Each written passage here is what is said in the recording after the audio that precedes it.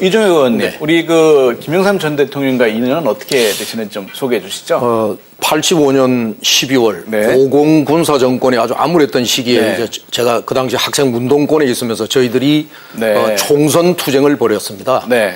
그 당시에 김영삼 대통령께서 주도하셔서 선명야당, 네. 신한민주당을 결성을 하시고 네.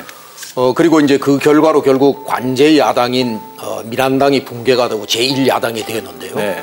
이것이 바로 오늘날 한국 현대 민주주의의 소위 성취의 기폭자가 된 네. 일대 정치적 하나의 큰 사건이죠. 네. 그때 이제 저희들 학생 운동권들이 소위 선명 야당인 신한민주당과 영계 민주화 투쟁을 벌이는 과정에 제가 이제 고인이 되신 김영삼 대통령의 조직의 오른팔이라고 하는 서석재 선배님하고 인연이 돼서 저희들이 총선 투쟁에 참여를 했고, 네. 그리고 승리로 끝난 후에 2월 말에 그때 12대 총선이 2월 12일 날 벌어졌거든요. 네. 제 기억으로는 2월 20일경에 제가 상도동에 가서 YSK 처음 인사를 드리고 그렇군요. 그랬던 인연이 있습니다. 네.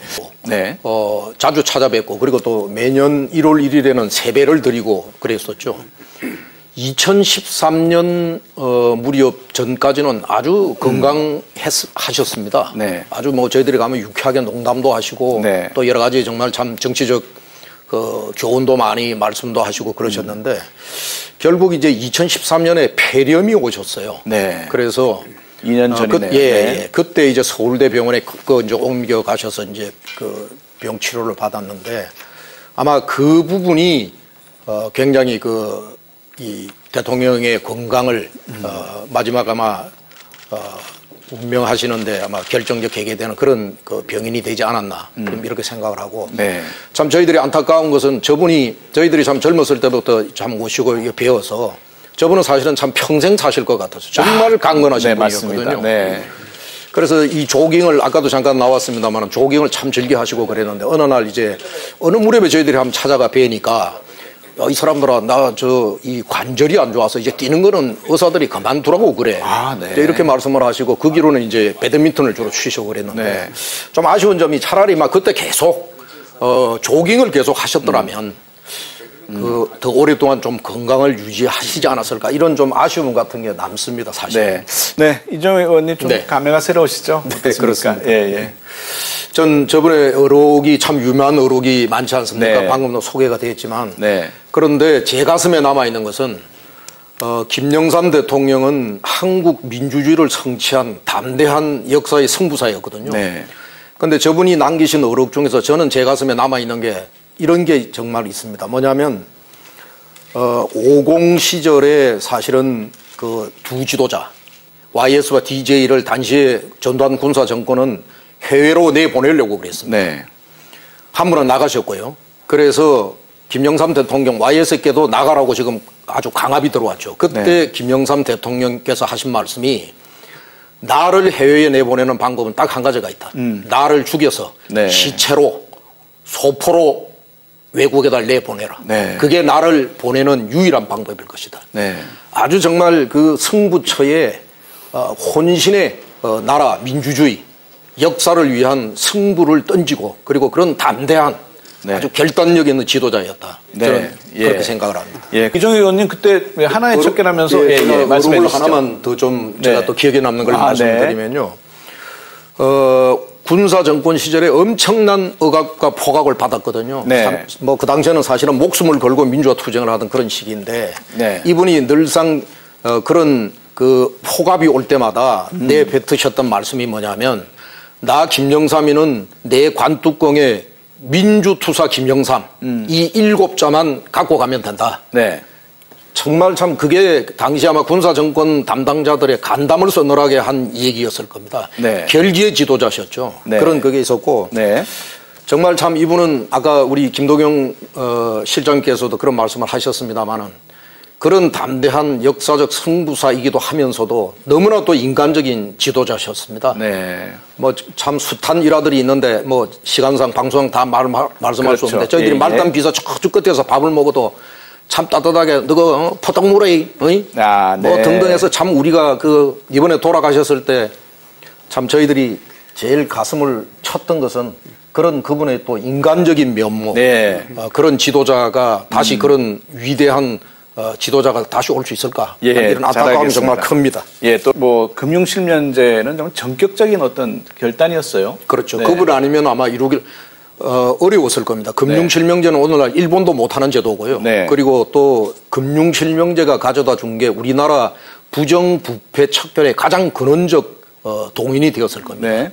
저는 뭐 그런 걸로도 정말 역사적으로 평가를 받아야 되는데 그동안에 YS에 대한 역사 평가가 저평가되고 있어 12월 85년도 12대 총선을 통해서 만든 신한민주당 그것이 60항쟁으로 이어져서 직선제 개헌까지를 쟁취하는 소위 민주주의 토대를 이룬 것이고요. 그리고 3당 합당에 대해서도 많은 또 다른 역사 평가들을 하고 있습니다만은 어떻게 보면 대한민국의 정치를 혼란과 분열 없이 군사화되었던 군정의 소위 정부들을 정말 자연스럽게 문민화시켜내는 그런 역사적 결과를 만들어낸 것도 저는 YS의 결단이다. 저는 그렇게 봅니다. 이것도 역사적으로 저는 다시 평가를 받아야 될 부분이다. 저는 네. 그런 생각을 가지고 있습니다. 예. 저는 마오쩌둥 사후에 중국의 분열을 덩샤오평이가 07과삼 이런 말로 당시 중국의 분열을 막았는데요. 네.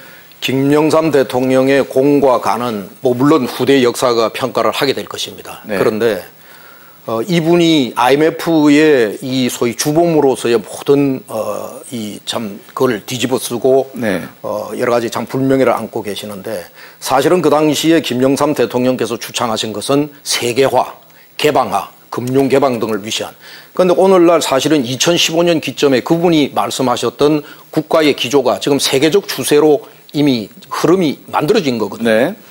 초기에 그런 기조를 국가 지도자가 만드시고 그리고 거기에 예견되는 소위 여러 가지 정책적 흐름들은 당시에 그 정부의 밑에서 일하는 관료들이 충분하게 예견을 하고 IMF 사태라든지 이런 것들을 막을 수 있었음에도 불구하고 저는 그런 부분들이 제대로 작동하지를 못해서 결국 IMF 사태라고 하는 것을 맞았죠. 물론 지도자는 남의 탓을 할 게 아니라 모든 것을 책임을 져야 합니다. 역사적인 책임은 져야 하지만 그러나 김영삼 대통령이 네. IMF 환란을 갖고 온 주범이다. 이것은 정말 잘못된 저는 평가다. 저는 이렇게 생각을 하고 있습니다. 그런데 이종현 의원님, 지금 이제 상주죠? 네. 차남 현철 씨가 어떻게 보면 김영삼 전 대통령의 아픈 손가락인데, 그죠? 네. 맨 마지막에 사실은 임기 말에 벌어졌던 저런 일부 측근들의 잘못, 네. 그리고 또 IMF의 사태, 이런 것들이 사실은 역사 속에 제대로 평가받아야 할 YS의 여러 가지 업적을 가리우고 있는데요. 네. 저는 김영삼 대통령께서 하신 어록 중에서도 또 그리고 또 오늘 제가 또 하나 꼭 국민들께 한번 말씀드리고 싶은 것은 네. 정말 청렴 결백한 부패를 모르는 저는 지도자이다. 이걸 좀 말씀을 좀 드리고 싶습니다. 네. 이분이 하시는 유명한 어록 중에 하나는 이게 잘 안 알려진 어록인데요. 네. 정치자금에 있어 정치인은 정유장이 되어야지 창고가 되어서는 안 된다. 네. 이게 이분이 남기신 유명한 어록이고 몸소 실천하셨습니다. 그 대표적인 예가 뭐냐면 소위 퇴임하시고 난 다음 정권 때 벌어졌던 안개부 비자금 2천억 사건이 있었습니다. 네. 결국 그걸 3, 4년간을 김영삼 문민정부 때 국가재정을 들어선 부패 사건으로 몰고 갔지만 네. 결과적으로 나중에 진실을 밝혀보니까 김영삼 대통령께서 네. 당선 축하금 또 선거 때 쓰신 남은 자금을 내놓으신 거거든요. 네. 본인의 대통령 당선을 위해서 쓰신 것도 아니고 대통령이 되고 나신 이후에 그 돈이 약 2천억이라고 합니다. 그 당시에는 금융실명제도 되기 전입니다. 그렇기 때문에 아마 그것을 감춰둔다고 해도 누구도 아마 몰랐을 겁니다. 그러나 네. 이분은 그 자금을 내놓으셨던 거고 그 자금의 실체가 바로 뭐냐면 나중에 그 2천억이었던 겁니다. 그런데 현재 김영삼 대통령의 재산을 보면요. 정말